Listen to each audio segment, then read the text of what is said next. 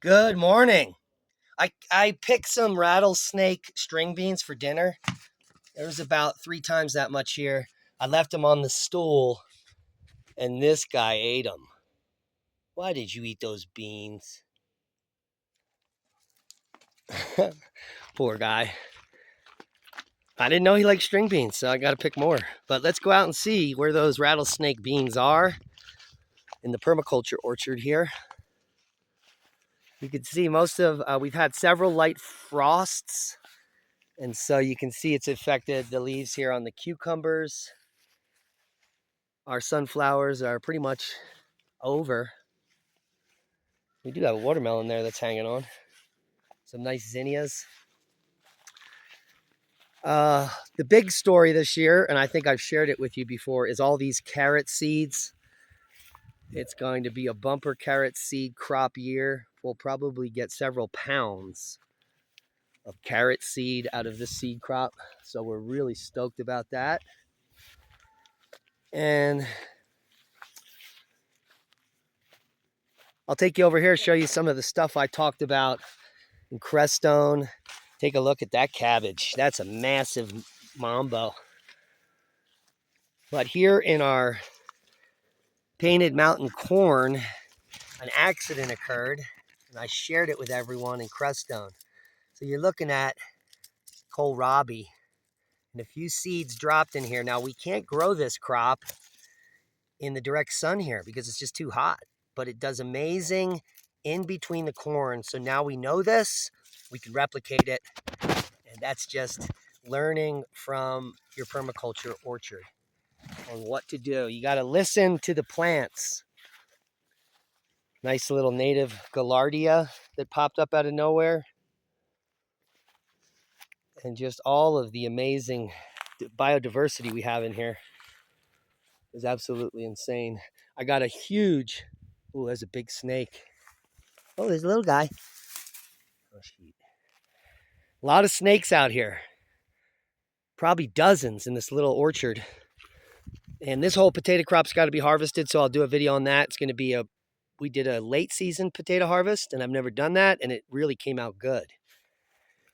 Also, we have a bumper crop of runner beans this year. We're going to be offering runner beans at the seed exchange simply because we have a massive amount of runner beans this year, as well as these rattlesnakes. These rattlesnake beans, you really got to pick them before they start to plump like this. So these are being left on as seed stock for next year. You want to pick the smaller ones. All right, let's go into the lower greenhouse. I don't think we've been in there all year. You want to hang out? Oh, there's a nice little last apple on the frost tree. This is called a frost apple.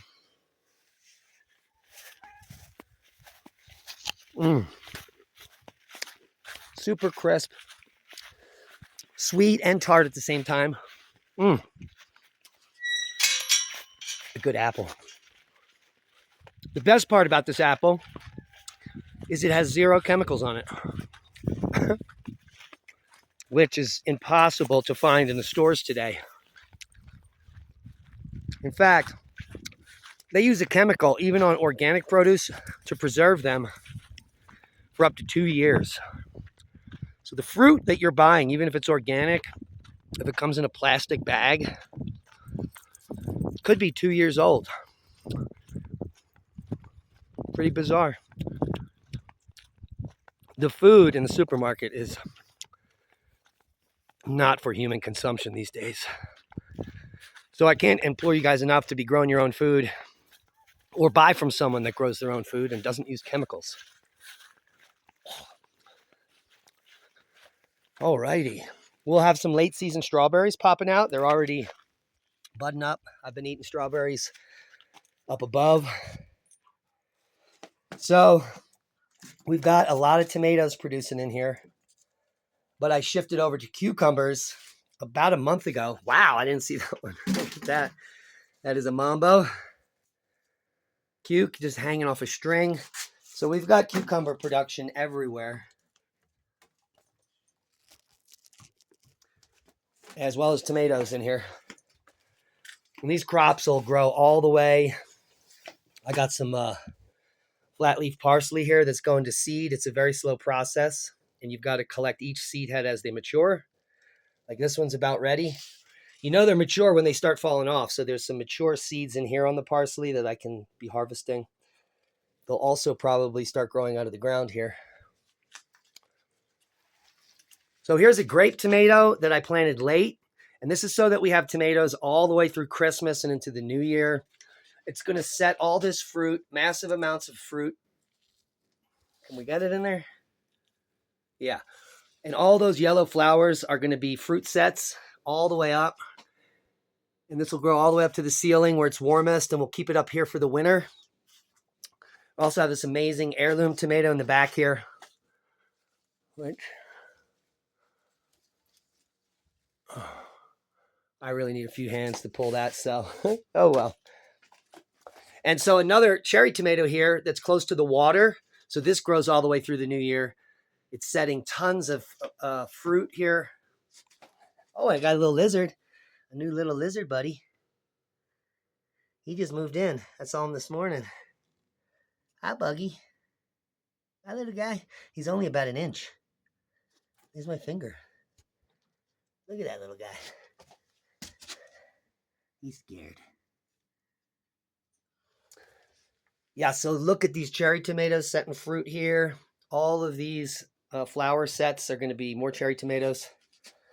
So we'll have tomatoes all the way into the winter and into the new year.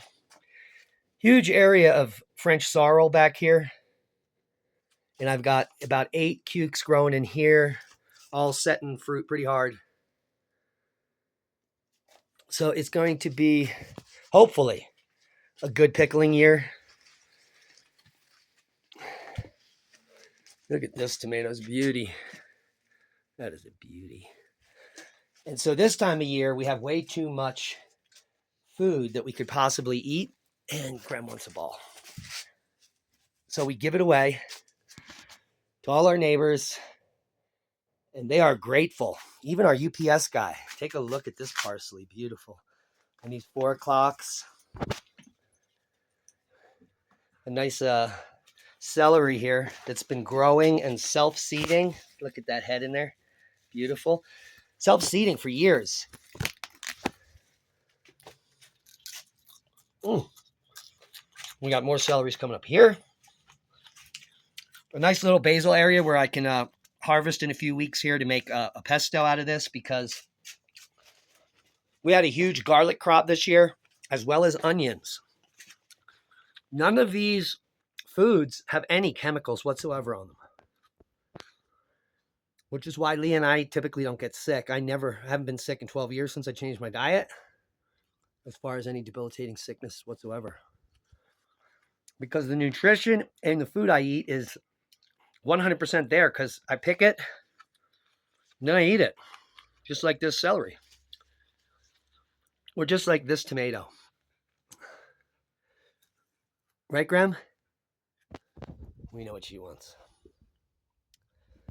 All right, guys. Thanks for coming along for the ride. Take a look at this. This is a cultivar chicory. The root can be used as a coffee substitute. It's anti-parasitic. It's 100% edible. And this is an amazing amount of seed that we now have to give out at the seed exchange in the spring. So, because it's hard for people to find chicory in a seed catalog, especially a cultivar like this. We've also got fennel growing in the back here that go to seed.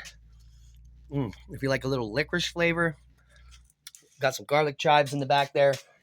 Just an abundant permaculture greenhouse. What are you growing? Leave a comment below. Hit the subscribe. Smash that thumb up. It helps with the algorithm. And be safe. It is fall planting season across zone 7 and higher. So get growing.